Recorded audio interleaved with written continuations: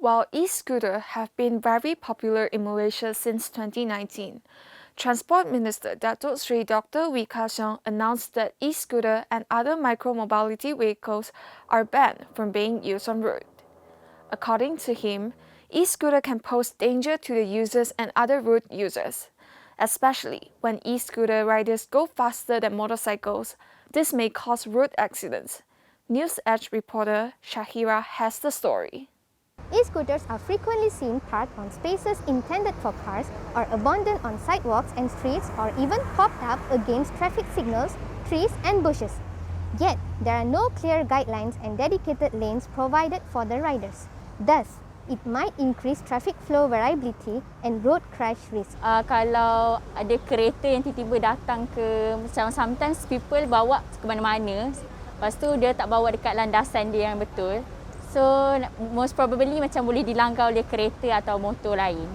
They don't provide like the safety, like the helmet or the padding for the hand and the leg.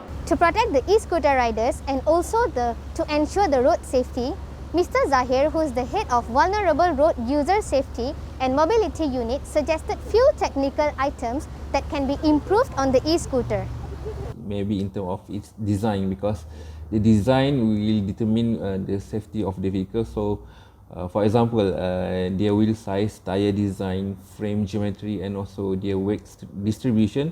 The user need a good braking system when they ride the e-scooter to enable them when they brake, so they don't fall.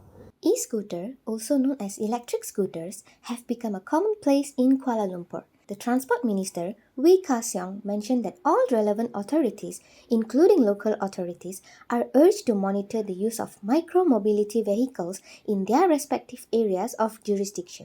Mr. Zahir proposed one best facility that can be provided by the local authorities. Best facility that local authority can provide is in terms of infrastructure.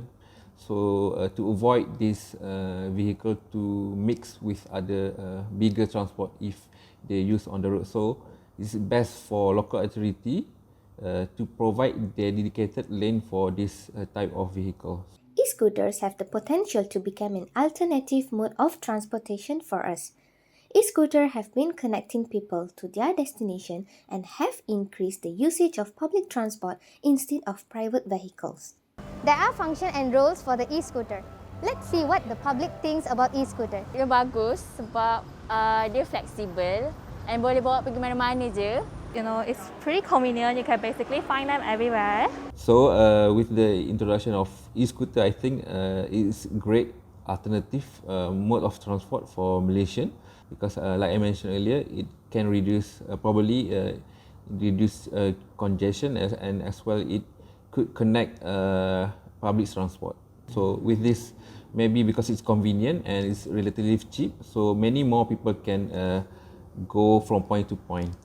E-scooter can be utilized as a means of transportation to travel between locations that are too far to walk or too close to drive, and at the same time opt for greener commutes.